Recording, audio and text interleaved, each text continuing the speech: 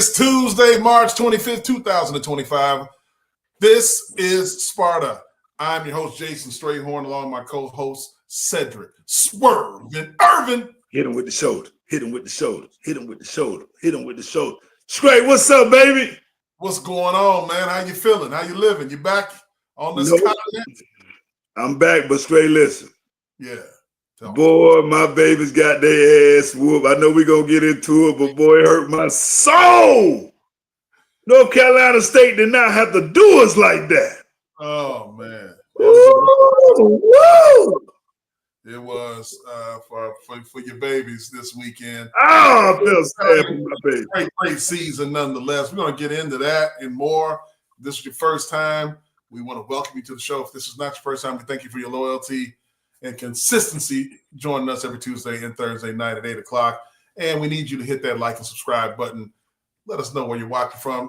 Listen, last week was a slow week. It was spring break, but now the King Woody is back on top once again. Good morning, Sparta, at 12:17 p.m. Ooh, Mercy, Mr. Mercy himself. Mercy. Hey, man. Swerve, let me tell you something, man. Before we get into the jam-packed show, we have a special guest today. We're going to talk a lot about Michigan State hoops. I know your baby's lost, but men are moving on down to Georgia. So before we get into that, Hines Auto, if you are in the market for a new or pre-owned Ford, or one place to go, Hines Park Automotive Group is family-owned and operated, ensuring you are not just a number, but a valued member of their family. Offering the best pricing with doorstep delivery of your new vehicle anywhere in the state. Now's the time to experience where the Make It Easy dealer. Visit HinesPark.com now. You won't regret it. Hey, Trey, I want to know, when I go to Hines, do I have to fly up there and drive it back, or will they deliver it to me? Just call them on the phone, do your Zoom, do whatever and then they'll ship it down. Whatever you need. Call Adam Cole, man. He's the guy over there. Okay. OAC. AK. Yeah, KC, that CTE kicking in bad, man, coming back from Columbia, man. Don't worry about it, but I'm gonna finish the show. You'll finish it. I appreciate that, man. You know how to play hurt, man. That's why you're a dog. You're a Spartan Dawg. When I could count on you back in 1997, I could count on you. Woo. Hit him with the spur. Hey, Rev is in the chat.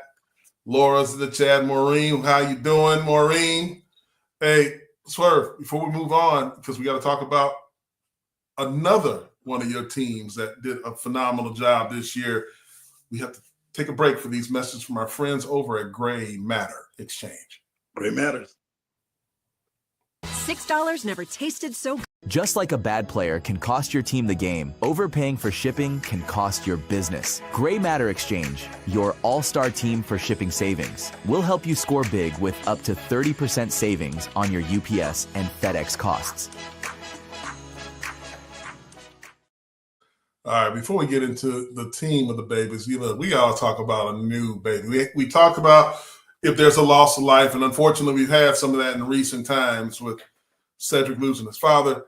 But with the This Is Sparta family, we also celebrate new Spartans. And we are today going to celebrate the birth of Freddie Rose Louise Taylor. Producer Sean's beautiful. Right there. Swerve. Look at that blanket. Hold on, she got a blanket already? Look at that. Man, come on, Mama Ho. How the hell she get a blanket before me? Because she's pretty. She's so pretty, she's got 4 names, not just 3 like most people. Man, Trey, I'm so glad she take out the mama. Oh, man, beautiful. I know. know. Whoa, Sean is something not to look at. But congratulations to mom and dad, the healthy, beautiful baby girl, Freddie Rose Louise Taylor. It's a part of the family now. So look at that. Man, Swerve, talking about your other babies. Michigan State women's gymnastics were in the Big Ten championships this past weekend down the road in Chrysler Arena. Perfect. Gabrielle, look at Steven. She just had a perfect 10 on the beam, baby. You know what, Stray? I had a chance to watch that, man. Not live, but I went back to watch it. It's just some different type of athleticism. You understand what I'm saying? Like, I think I'm athletic, but I'm like, I can't do that. I won't even try to do that. First of all, I'm too damn fat to do that. But then when I came to my realization, I say, she can't play running back like me. So I figured, I had to get some kind of get back. But man, you had to see how she was moving, her balance, her arm strength. Ooh, whoa. I mean, how about, when you talk about the vault and all that? I mean, you got to be fearless to throw your body like they do. I mean, we used to see the gymnasts in the training room with us after surgeries and stuff. They're some tough girls. Don't let them fool you. But, there were also some other awards. And Michigan State ended up taking second place in the Big Ten tournament to UCLA. UCLA, I believe, won it, But, man, we got the specialist of the year in the Big Ten in Sage Kellerman. So we love that. So hats off to Sage. Congratulations. Congratulations, SK. Way to do your thing, baby girl. And for the first time since 2007, it's where we have the Big Ten Gymnast of the Year in Nikki Smith. She was named Big Ten Gymnast of the Year. How about that? Yeah. Oh, Nicole. Y'all call her Nikki. I call her Nicole. Nicole to me, watching her, like I said, I didn't see it live, but I did went back to be prepared for the podcast. She's what you call the all-star point guard. You know what I mean? She's like the Steph Curry. She can pass, she can dribble, but when she got to shoot, she shoots so well, man. That's what I got. And I watched like 3 events. I see why she's the of the year, because nothing like it, brother. She's my point guard. Spartans Illustrated's own David Harms was able to catch up with her while over in Ann Arbor this weekend. I think we have a video interview of her here. Well, wait a minute. Are we having trouble? The baby, he got the baby in his. Is he feeding the baby or is she feeding the baby? I hope he not, because he do kind of got the rest. Don't worry about it. But while we're getting that video ready, Michigan State Gymnastics did get a bid for the 4th year in a row now for the NCAA regionals. So they are going on to the regionals for the NCAA championships. Spartans will head to University Park, Pennsylvania on Thursday, April 3rd to compete on the campus of Penn State University. You've been out there before, haven't you, Swerve? Have I ever been? You know what? It's funny, man. When did Penn State, when the all white and all that came about? Because when we was kicking their ass, they students wasn't doing all that, right? They wasn't all dressing the same. It wasn't all that beat. That must came later after D'Antonio left or something. We was kicking their ass. Yeah. Talking about the whiteouts and all that. Yeah, they wasn't none of that back in the day. No, it wasn't. No, I don't know when the whiteouts came, but it's here. Okay, I think we have the interview right now, ready to go. Big Ten Gymnast of the Year. What does this mean to you? It means so much to me. I've been talking about it a lot, like in the beginning of the year meetings, and I've always wanted to be the 10 Gymnast of the Year. So it really means so much to me, and I'm so proud and happy. And a performance like tonight, how did that cap this year for you? I am actually so proud of myself. I hit on all 4, and I got the scores that I deserve, so I'm very excited and happy. And you're only a junior, so you got 1 more year. What does it look like? What does the future look like? The future looks like more consistency, more hit routines, and obviously another Big Ten Gymnast of the Year. Well, hey, so there you go. Gymnast of the Year, Nikki Smith. I'm going to tell you, it sounded like a very highly energetic Chrysler Arena right there, and then she was looking, smiling ear to ear with that trophy. Something she's never going to forget for the rest of her life, Swerve. It's great. And she sounded so confident when she was talking. I'm proud of myself, damn it. That's what she should have said. I'm proud of myself, damn it. Because I did it. I've been working my ass off. Right. Y'all must have forgot. That's how she really wanted this out. You know what? I'm gonna interpret it. The guy answered the questions, boom, boom. I'm proud of myself, damn it. I've been working my ass off. All my life I've been dreaming of this. And Isa did it. Isa just didn't do it for me. Hey, come on, man. Oh, I was in character. My bad, I was in character. I'm sorry. Isa did it. Man, your babies, we got to talk about them right now on a sour note a little bit. Final dance, number 7 seeded Michigan State women's basketball had its NCAA tournament run come to an end on Monday, falling 83-49, number 2 seed NC State over in Raleigh. It was a home game for them. Grace Van Sluten was the lone Spartan in double figures with 15 points and 11 boards. But Michigan State does finish its season with a 22-10 overall record, 11-7 in Big Ten play.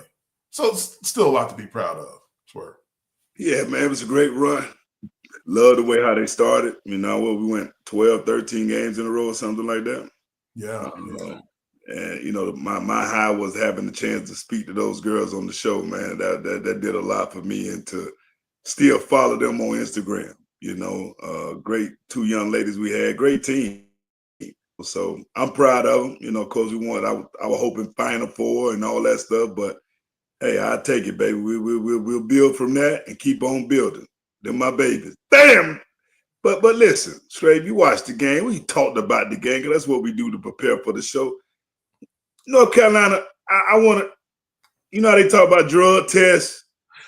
Man, come on, man. Steph Curry, somebody was out there in a ponytail and pigtail. We can't accuse them of that. Man, the way they beat my babies, man, they beat us by 30-something points, man. And they did set a record for 3-pointers. That was, it was rough. It was rough. But listen, great season for Robin Freilich and the girls. Looking forward to seeing what they can do next year. Ariel, your girl, give me that shit, girl. It was her last game. She gave a great send off on her social media. So really looking forward to see what she's going to continue to do. I mean, she might be a coach someday. I mean, love to see her coaching Michigan State basketball in the future, because she's such a great player. But, listen, getting past the sour note and all those things, let's talk about some good things. And there's a couple things we want to do before we get our special guest on tonight. And number one, we're going to talk about Big Ten baseball right now. Michigan State baseball. Look, Ryan McKay, he slashed a 722, 762, and 833 last week, going 13 for 18 over 4 games. He's the Big Ten co-player of the week. Hey, 13 for 18, right? That means right now in those 4 games, he easily batting over 5. Oh, I mean, 7. What the thing about, that's why I say you gotta love. I know other universities got athletes and doing good in their sport, but one thing about us, man, we consistent across the board. Vegas say we couldn't do it in football. Damn it, we did it. Girls basketball, boys basketball, hockey. You want gymnastics? You want me to keep going? I mean, fucking men tennis. I mean, do we got a rugby team? No, we should. We got golf. We got all type of shit going on in East Lansing, man. But gaming team won the Big Ten. And also, too, I think the pitcher, I saw something where he did 200 strikes or something like that. That got to be career. Well, so that's his career. So speaking about him, and thank you for doing that. We'll segue into the commercial for him. You're talking about Joseph Zerwa, who is in the top 10 in the nation right now. 51 strikeouts is what he has right now. He's 6-0, one of the best pitchers in the country. The more starts he gets, he's Mr. Friday night. So come out on Friday night to go against Illinois this Friday over in the Ishbia Field in East Lansing. So hold on. Ishbia got his own field. Man, he got everything, man. Oh, man got his own NBA team. He got his own company. Now he got his own field. It's really his dad's. He put his dad's name on that, and that's his brother who did this one. So it's, yeah, man, over at McLean Stadium, but it's Jeff Ishbia Field now, Swerve. That's what it is. It used to be Combs Field, who was a great coach that coached basketball, hockey, I think, and football. He was a great coach, but gotta go. Yeah, you gotta go. We got Ishbia's in town now. Money talks, baby. So, yeah, Mr. Friday Night, you're talking about Joseph Zerwa, who will be pitching against Illinois then. So, look, talking about that, make your NIL gifts charitable, Swerve. MSU baseball's dominant left-handed 6'8" pitcher Joseph Zerwa is giving back to the community once again through his partnership with Charitable Gift America, MSU's original and most trusted NIL fund. Luca. MSU baseball selected 6-year-old Luca Wright to join the team as their top recruit this season. He's currently taking on leukemia, and he needs the support of all of us Spartans in the community. For every strikeout Zerwa collects this season, he'll be making a donation to the Caught Looking for Luca Fund, which directly supports Luca and his family. Additionally, the fund is accepting public contributions to increase the impact for this wonderful kid and family. Step up to the plate for your fellow Spartan today at cgaathletics.org. Swerve, thanks for the segue on that one. That was beautiful. Man, you smooth with it. Other sports besides baseball, you talked about it a little bit there. Hockey, they did it again. Big Ten champs in the tournament. Number 1 seeded Michigan State hockey won its second consecutive Big Ten tournament on Saturday in an instant classic over number 3 seeded Ohio State, beating the Buckeyes in double. They said double. I thought it was triple overtime, baby. So hey, don't it's triple overtime. 4-3. It was a great tournament, and Michigan State came out on top. But you know what they got to do now. I mean, they're going to play, I believe it's Cornell this weekend in the national NCAA tournament. So they got to get there, get to that Frozen Four, and then finish the job. Right. So now, Stray, how do that tournament go? How do you is it like the 64? How do they break it down to get to the Frozen Four? 64. It's not quite that many, and don't ask me that. I don't know. I don't know that. I know something. No. Let's ask that. What's that sports encyclopedia guy in the chat? Oh, Trevor. Oh yeah, Trevor that knows every damn thing. Trevor, let me know how many teams in the tournament and how many games we got to get to the Frozen Four so I can go get my ticket in my jersey I already got with my name on it, so I can get my ticket and be in the stand. Hurry up, Trevor. Please hurry up, please. You know everything else. He'll be there in a second. I think it starts off with 16 teams. Oh, okay. So they're in the Sweet 16. That's it right there. So it goes pretty quick. All right. So I believe, it's Cornell right away. And then we'll see what happens after that as Michigan State continues to roll. But listen, we got to get our special guests on the show, man. We have to do that. But before we do that, we have to break for a second for these messages from our friends over at IHOP. $6 never tasted so good. IHOP's Breakfast Faves combo is now just $6. Featuring IHOP's world-famous buttermilk pancakes, crispy hickory smoked bacon, and 2 eggs cooked to order your way. All for just $6. Part of the new $6 House Faves menu. All right, man. Without further ado, Swerve, the pancakes are cooking. Everything is smooth. We've got to bring on Spartans Illustrated's own Dr. Green and White. Paul Fanson joins. This is Sparta. Good evening, gentlemen. Thanks for having me. It's good to see you guys as always. Welcome back. What's up, Paul? Not much, Sedrick. How's it going? Hey, man. Hey, Paul is ready. A wealth of knowledge. And man, one thing I had to ask you, where's the origin of the Dr. Green and White? Where's that start? Well, this is a name that I've been using in various places in the internet since the early 2000s, when I actually went through graduate school at Purdue. So I am technically a doctor. I have a PhD in chemical engineering, believe it or not. So I do come by that name naturally. And it's just something, when you first get out of grad school, you're like, I'm a doctor now. So and now I have a real job, so I can actually afford to subscribe to a sports message board, and I got to pick a name, and I'm going to pick Dr. Green and White. Yeah.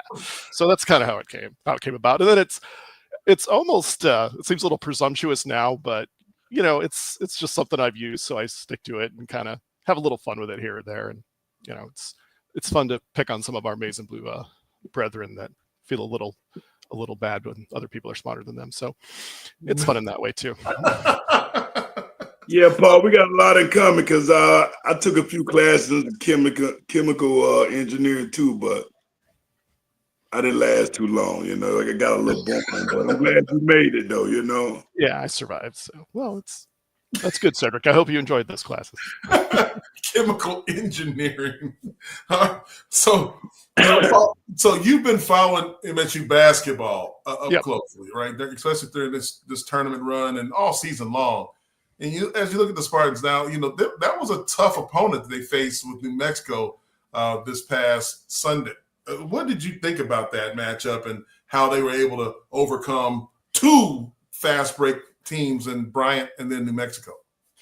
Yeah, I mean, in some ways, New Mexico seemed like they might be kind of Michigan State light. Like they were a team that was a pretty good rebounder. They weren't necessarily the best shooting team that liked to get out in transition. And anytime that happens, sometimes it can be very close, like this game turned out to be. I mean, in the more optimistic situation for MSU coming into the game, I thought it might look like the varsity versus the JV, which usually doesn't go well for the JV team. But and I say I'm getting comments in the chat. I did say Purdue would boat race Michigan. That is true. That did not happen. I'm not always right. But getting back to our the more important team. Yeah. So yeah, I mean, that particular game, it was MSU got off to another slow start, which is something that's been a little bit of an issue in the last couple of games. But I think in many ways it progressed much the way we expected, which is once MSU kind of got their sea legs, they were able to get close by halftime, and then they slowly kind of anacondaed that team into submission. And I think you could see the effect of the wear and tear and the fatigue on New Mexico because they're not terribly deep. And that's been an advantage that the Spartans have used, throughout this tournament. We were hoping it would be more effective in the Big Ten tournament, but certainly at the end of the regular season, you just saw that wear down effect as the Spartans just, sort of overcame their opponents at the end and kind of pulled away, by multiple possessions. You think about that basketball game, right? And as I was watching the game, at least towards the end, one of our top players didn't score until like the last 5 or 6 minutes in the game. Yeah, or less. Yeah. Jason Richardson, he started think about that. And then within that, I think he hit a first, I want to say 2 4 free throws or and 1 7. So he probably had about 7 or 8 points within 2 or 3 minutes. Mm-hmm. If we get him going, which I know it would happen, that just made me think like, okay, the next team in trouble because he's not going to do that shit again. You understand what I'm saying? Yeah, I totally agree. I think it's probably his worst game of the season, and he picked a bad time to do it. But I mean, that happens. I mean, you can't be, at the mountaintop every single game. I mean, everybody has a bad day here or there, and you just hope they're not in March. But yeah, I would expect Jason Richardson to bounce back and have a good game this weekend against Ole Miss. It'd be unlikely for him to have 2 bad games in a row. It's just not. It doesn't. I don't think it's in his DNA. But we'll see. Do you think that was an effect of them defending him more, or was that just him not shooting the ball well? I think he just had an off game, and basketball is such a mental game. So maybe you get a couple off rhythm shots up, it can kind of mess with your head. And I mean, this is the first time for him to be in this type of one and done, pressure cooker situation. And he is still a freshman. I mean, he's probably the most mature freshman I've ever seen in a Michigan State uniform. But I think he just had an off shooting night because I didn't see New Mexico doing anything particularly different against him defensively. I think he just, in his shots, they kind of weren't close. So in a couple of cases, so he just seemed off. He was a little off, but it seemed like the X factor, especially when going back to the Bryant game, has been Cohen Carr, a guy who, obviously he's an electric athlete when he talks about how he can get off the ground and come down on the rim. Izzo's been quoted as saying his dunk should be worth 6 points instead of, 2 as they are because of what they do for the team in the stadium. He seemed to really catch fire against Bryant, and he's a guy, because of his athleticism, he's able to hang a little longer in the air and be able to overcome a lot of mistakes to help the Spartans out when it's time to get scrappy and ultimately, like you said, wear down the opponent. Yeah, I agree. Cohen was great in that game against Bryant, and he definitely contributed against New Mexico in the second round as well. I mean, he just brings such energy off the bench, and he just has such elite athleticism. I mean, it's not just like 99th percentile. It's like 99.9 or 99.99 percentile. I mean, there may not be another kid that can match his athleticism in the entire tournament. And that's a weapon. Because in the way that he uses that athleticism, he's just the Energizer Bunny, and he comes in and he just goes hard all the time. And that's a weapon other teams can't match. And that's, if you have that arrow in your quiver, you're a much tougher team to beat. And he really energized the team both times coming off the bench and made a significant difference. Yeah, he certainly did. You think about, there's been a lot of struggles in that, like you said, what did you call it? Anaconda. Anaconda, yeah, you squeeze them slowly, squeeze the life out of the team slowly, like an anaconda. That's an anaconda? Yeah, I learned that in grad school. Not really. I thought that was a song. Big snake in the Amazon. That used to be my nickname in college. Oh, here we go. Black Mamba. So there's Mamba, there's all kinds of snakes out there. But anaconda. So looking at what Michigan State has now, they punched a ticket to the Sweet 16, going down to Atlanta. So that's always a fun time for Spartans to get down there. I mean, it's a Delta hub. Everybody in the Michigan area can always get down to Atlanta very quickly, very easily with that nice airport, very convenient airport. I'm sure everybody loves to go into, Atlanta. But you're going down there, you're facing Ole Miss, an SEC team, So what is the outlook on that? What's the scouting report there? Well, based on what I've seen, first of all, it's about MSU's favored by about 3.5 points, which means, since I'm a numbers guy, it's about a 65% chance that MSU will win historically. And for a Sweet 16 game, that's pretty good. And now, as far as Ole Miss themselves, meaning they did upset Iowa State in the last round, the 3 seed in that part of the bracket. But Iowa State was a little bit hampered by injuries, and they kind of limped down the stretch. But Ole Miss didn't exactly finish super strong themselves. I think they lost roughly half of their last 7 or 8 games as well. And if you look at their kind of statistical profile, a few kind of interesting things stick out. And the first of which is that they're not a good rebounding team at all, like really bad, like bottom third of the country for a Power 5 team. That's pretty notable. Now, they don't turn the ball over very much, so they're probably going to get shots, but they're only going to get 1. So, that's an area where the Spartans could really, take advantage of that particular aspect of the game. Because, of course, MSU is an elite rebounding team. Even under Tom Izzo standings, this is a very good rebounding team. And that's a refreshing change from the last couple of years. I've also noticed that Ole Miss tends to foul a lot, which, again, MSU is a team that draws a lot of fouls. So as long as the Spartans can actually hit their free throws, which has been increasingly an area of a strange area of concern because they were so solid in that area before that. But, the last couple of weeks, it's been a little hit or miss. I mean, we saw Frankie Fiddler miss 2 in a row, and he's like a 90% free throw shooter. We've seen Akins really struggle from the free throw line, and Trey Holloman has struggled just a little bit. So, you hope that that'll regress to the mean and that they'll sort of return to the versions of themselves back in December and January where they ripped off so many wins and were just money from the free throw line. So for that reason, free throws and rebounding could be a big deal. I do think Ole Miss, they hit a lot of threes in their last 2 games, the first 2 games of the tournaments, and that is not really so typical.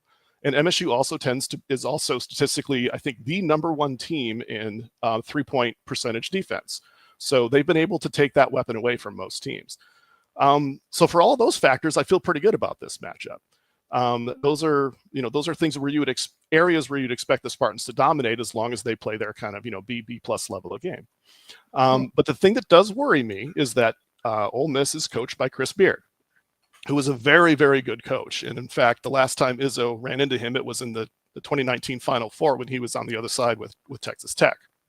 And that was a tremendous defensive team.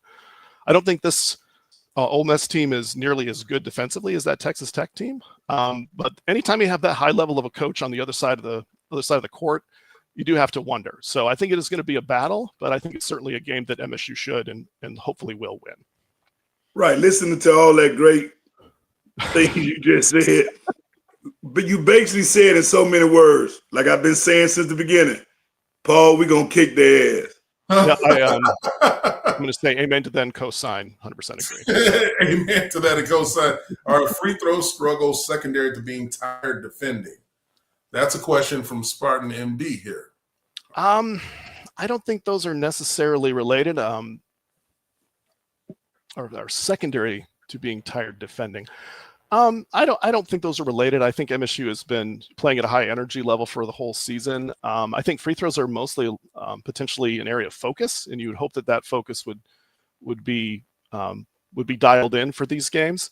But I do think that MSU has been a little bit less sharp in the last couple of weeks, maybe since about the halftime of the Michigan game, because that Michigan game should have been about a 30-point butt kicking. We all know that. They let Michigan crawl back into it in the second half and make it look almost respectable. Not quite, though.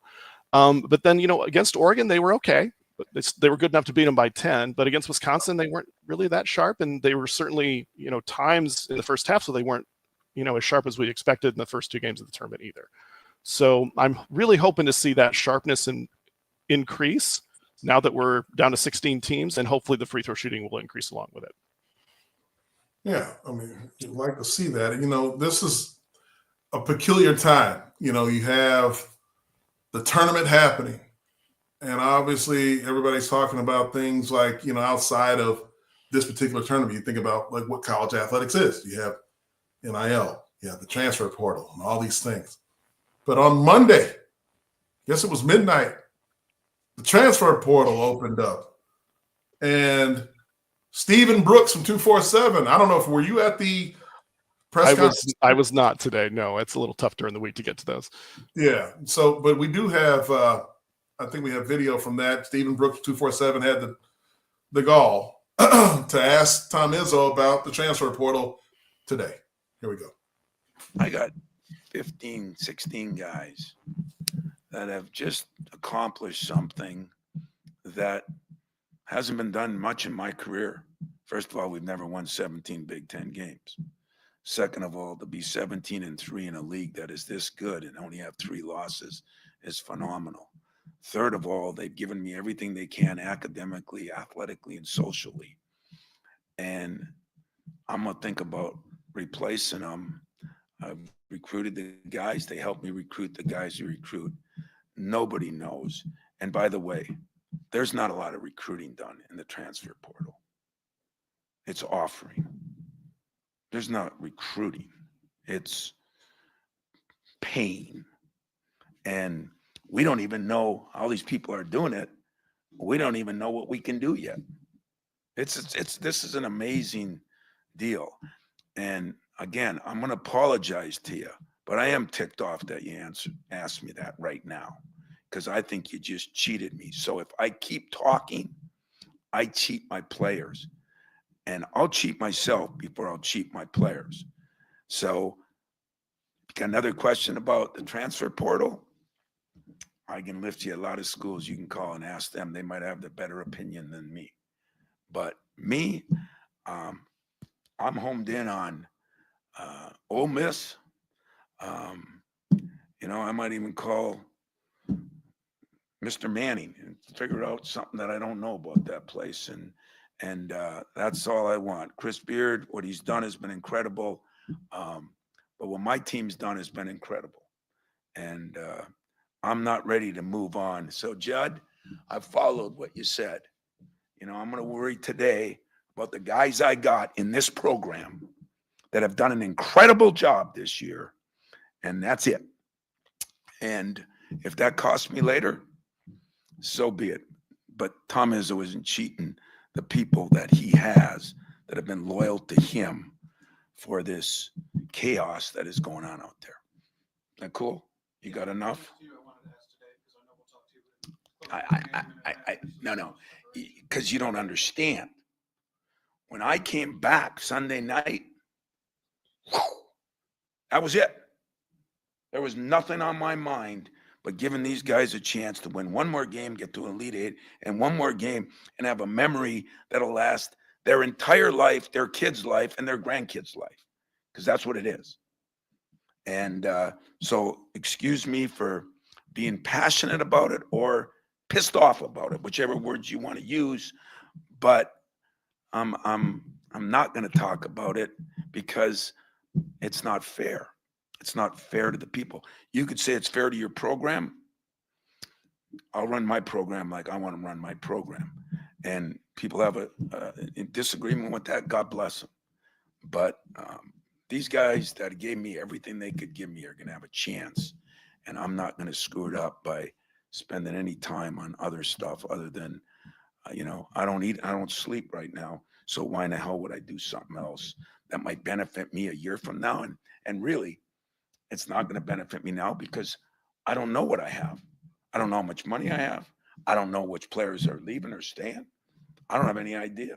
So why would I do that? Waste of time. All right, let's get back to some good things. That's not insulting. I'm not mad at you. I mean, I kind of am, but I'm not really. But I think you should know me well enough. But I learned from Stephen A. and you have the right to ask the question. Yeah. No, but today is, don't say it that way. Just say I asked the question. Because today doesn't matter any more than Friday to me. This is a full week of work. I got 3 teams to prepare for. Okay? Because that's what we do. We try to win the weekend. Winning one game and losing the other doesn't turn me on. Doesn't excite me. But the weekend, that excites me.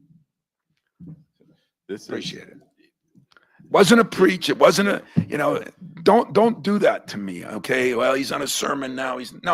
No, you're talking about something that is wrong, what we're doing. Because it's not, we always talk about what's fair to the kids. That's what the NCAA, that's what everybody, and that's what the media, what's fair to the kid. What is fair to the kids?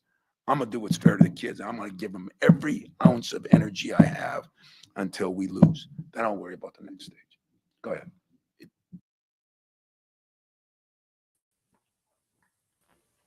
Hey, listen. Words from Michigan State head basketball coach Tom. Dang! I don't know how you can answer that any better than that right there. Yeah. Angry Izzo is fun, Izzo. He didn't cuss. That's what I was going to say, Stray. In another language, you want me to break it down for you? In my turn where I'm from, the new building projects, he basically said, don't ask me that stupid ass question again. If you do, it's going to be problems. It's on site. I'm going to beat your ass. Yeah. In so many words, But I do feel a little bad for Steven from 247, I believe, because he had tried to re-engage when he should have just said, okay, coach. That's it. I'm sorry. Yeah. My fault for asking.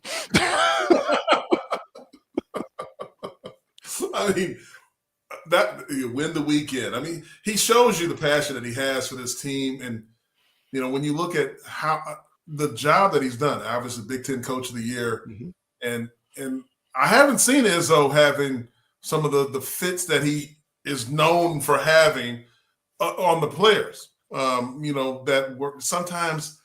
Yeah, guys have done some things that are kind of off cuff and just need to be checked, but he hasn't taken that severe left turn. I mean, it's a different player. It's a different athlete right now. Sedrick and I talk about this a lot. We have young sons who are playing in college football and coming out of college at high performing, out of high school and high performing schools like IMG Academy. And they're different. It's a different mental makeup now than it was 20 years ago. Izzo's been coaching for much longer than that. He's been coaching a long time. And so for him to adapt like a Nick Saban has been able to do, you have to give kudos to him for being able to do that. And we're seeing it in real time right now, because that's something that would never be in 1990, in 2000. Who's going to ask him about who's leaving in the middle? Like that doesn't even exist. And for him to be able to keep his poise, that's what stands out to me. Being able to keep his poise and deliver the message in a way that resonates with every Spartan out there. It's passionate, but it wasn't, ridiculous at all. It was right on message and brand for what Michigan State basketball means and stands for all of us. So, Paul, like what do you see, when you look at all the crazy that's going on? You got Michigan State trying to do something incredible, go to win a national championship. Let's call it what it is. That's what he's saying. Yep. What he's saying. And then you have these other pressures out there with the transfer portal and whatnot? I mean, it is kind of the Wild West out there now, but I think Izzo's taken the right approach of trying to kind of stay above the fray and just saying, our focus is entirely on winning the next 2 games and getting through the weekend and making it to the next one. And all of the distractions are just noise that he's just going to ignore. But I think at the same time, the fact that Izzo has been so successful over such a long period of time, I mean, having, been to the NCAA tournament, 27 times in a row now, I believe. And, having gone to the Sweet 16 now, over half of his total years in East Lansing. I mean, think about that. That's crazy. It's his 16th Sweet 16 in 30 years of coaching. And he didn't make the tournament the first, I think, 2 years.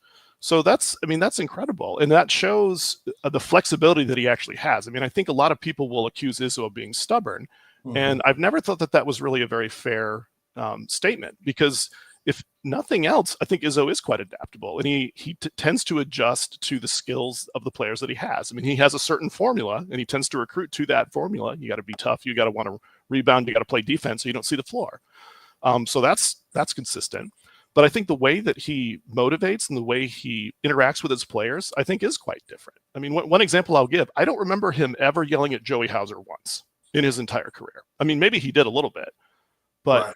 Compare him to like Aaron Henry, who I thought he was going to murder him in center court in an NCAA tournament game in 2019, but that's what he needed. And that's the brilliance of Coach Izzo. I mean, he's a genius with X's and O's, but he might even be more of a genius in working with people and understanding how to motivate them. I think I read once, and I've not been able to confirm this, so maybe Jason, that in college he was a psychology major. And I would totally believe that, because the way he, uses that kind of, situational leadership and knowing how to motivate kids, how to push their buttons, when to push their buttons, and how hard, that's a skill that's very difficult to learn, and it's even harder to teach. And he's just got it. And that's, I think, a big part of his success. I think that, I don't know about the major situations you're saying about him, psych major, but, Sedrick and I were just there in his office, and he talked about how often he meets with the players. He was talking, he had a friend in the office there. And I mean, he meets with those guys multiple times per week on a one-on-one basis.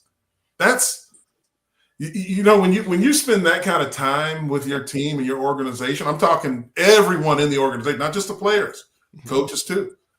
You really get to know what motivates them, what doesn't, what they're, what they like, what they need. And he likes to really get down to brass tacks with you and get to the, where the rubber meets the road, and understand what type of motivation you need in order to get the best out of you. And people, will be open enough. I mean, I'm sure, hey, Sedrick will say, hey, Sedrick, what do you want me to be nice to you and kiss your ass, or do you want me to yell at you? Like, over time, if I'm meeting with you 3 times a week, you're going to let me know. And then he'll act accordingly. And he's been able to do that.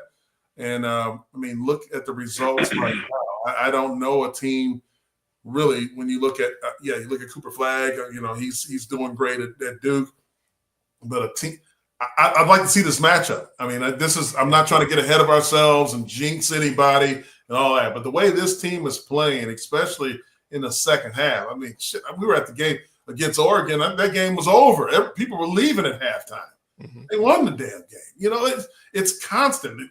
They looked like they were in trouble against both of these teams in the opening 2 rounds. And we had Aloysius Adeganye on. Aloysius. He doesn't like Aloysius. He was on. He was talking about how hard it is in that locker room as a basketball player, going to that first game. And I think some of the free throw woes and those things are different because they're in NBA stadiums now. They're in bigger venues. There's a lot more lights, more cameras. It's a lot of things that go into it that, psychologically you should block out and ignore the noise, but they're real when you go on the road. You're playing at, the Rocket Arena, and now you're going down to Atlanta. You're doing a lot of things that you normally don't do. So for them to be able to keep their focus, Sedrick, I mean, what do you think about this, man? Like, what are you thinking about how Izzo and this team is built for the longer run, deeper run into the tournament? When you go back, remember what TK told us, about coach meeting with the players and getting to know the players. And we done been courtside. We done seen Izzo, cut a fit. Probably say some things to a kid, and they know how to respond.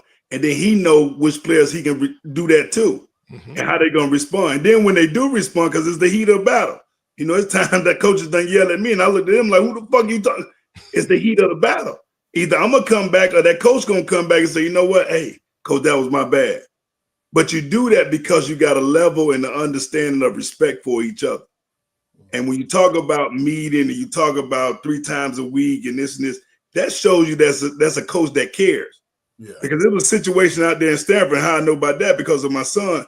They was like that coach, they never even got to know him personally.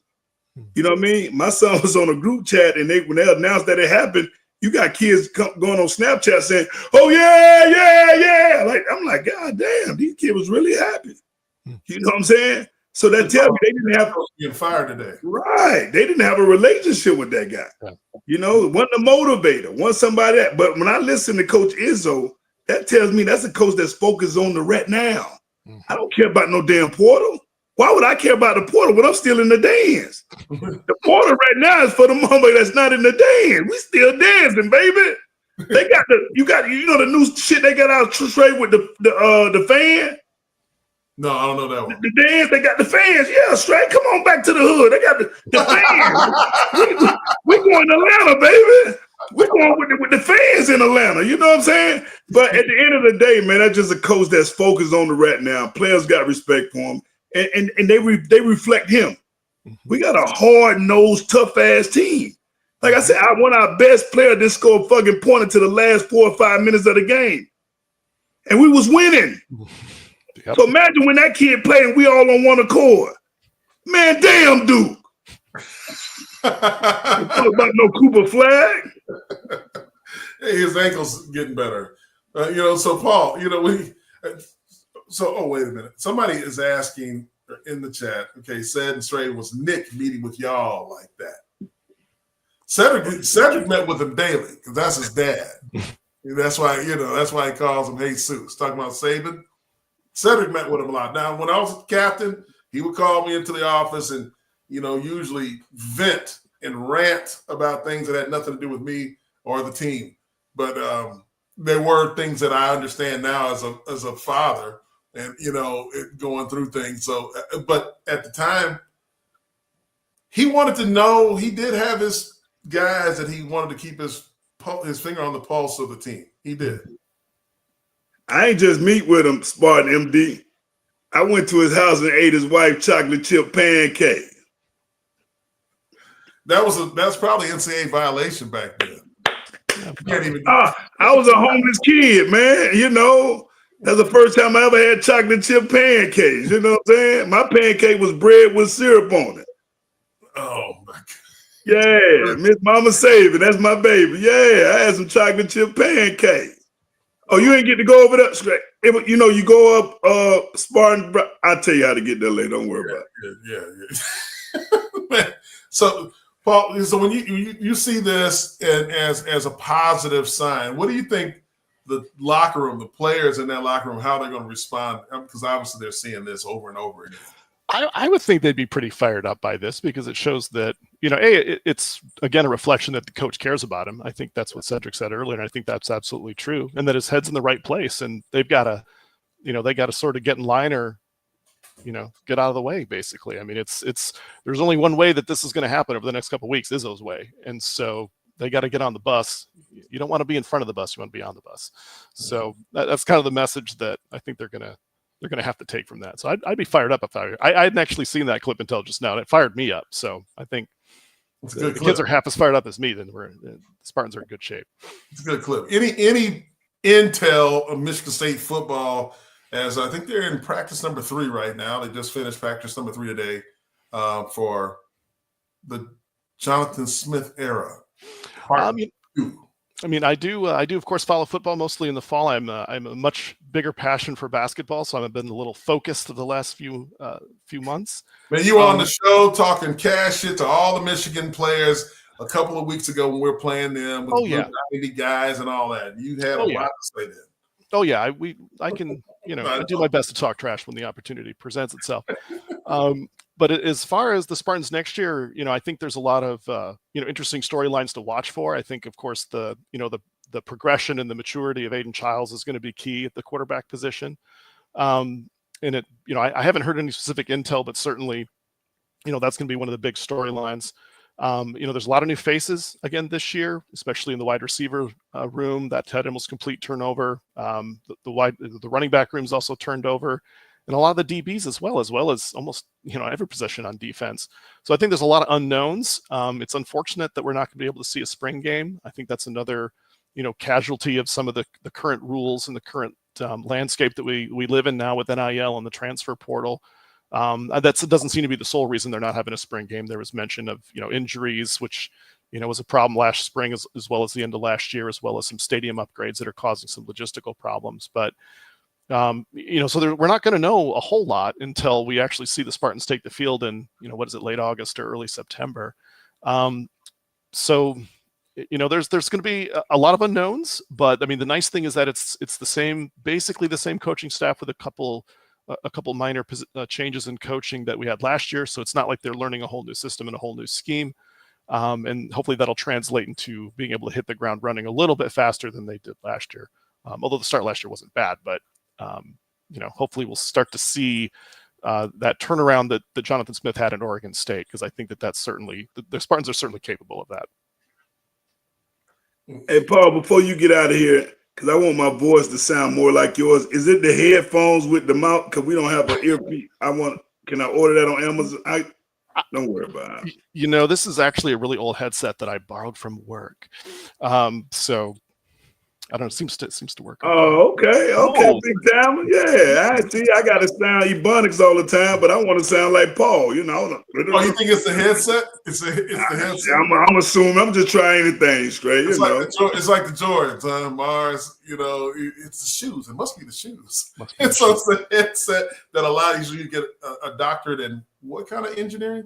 Chemical engineering. Yeah, chemical. We both did chemical. Oh yeah, it's kind of like both of y'all's degree. Is that what it is? I left chemical to go to education because they needed me more education. Well, that makes sense. Yes. I will say that there was a comment in the chat that Tom Izzo has a teaching degree, which that does sound familiar, and I appreciate getting corrected on that, because I don't like to spread misinformation. So thank you for Paul, listen, this is what you get at This Is Sparta MSU. We got everything over here. I mean, our not fans, they're not fans, we're family. Our family in the chat, we can get you whatever you want. We can get you pancakes. We can get you your package delivered. We can get you a lawyer. We can get you a tight shirt, like, you wear tight shirts like Steve. We can get you we can get you a blanket that I ain't get my blanket yet. It's all type of shit in the chat, man. Good stuff and good vibes. That's all we need. That's all we need, man. I mean, it's a pleasure having you on the show, Paul, as always, with your wealth of knowledge and everything. Are you going to be down in Atlanta? I will be. Yes. I cooked up a strategy a while ago that the Spartans made the Sweet 16. I was going to go down there, and I'm going to be officially representing Spartans Illustrated. So I'll be working those hopefully 3 days in Atlanta, hopefully more than one. You got the credential. That's right. All right. I can set it up if you want to get some gold teeth. I appreciate the offer, Sedrick. I don't know if I would look good with gold teeth. Get that grill. That's awesome. Well, Paul, man, great having you, man. Thanks for having me. Good luck down there in Atlanta. Hope to see you punching that ticket to the Final Four as Michigan State goes down there at 7:09 p.m. Eastern in Atlanta versus Ole Miss. Paul, have a great reporting bonanza down there and bring back a lot of video. We're going to be following you on social media platforms as well. All right. Coming. Thanks, guys. Go green.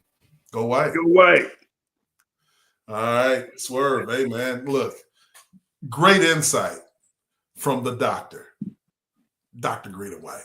Swerve, what's your final thoughts before we get out of here? Now, I really want Paul to get about 4 goals at the top and then another 3 at the bottom, so he can just, if not, he just better stay on the highway and don't go down in where they say shouty at. Okay, yeah. Right, just stay in the proper, in the village, stay in the village. Don't go where they say shouty. You hear that? You got to keep it.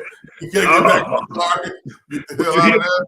Right. When you hear shouting, you're in the wrong position, you're in the wrong area. Go on back over in the village where they sound like him, and I need the microphone.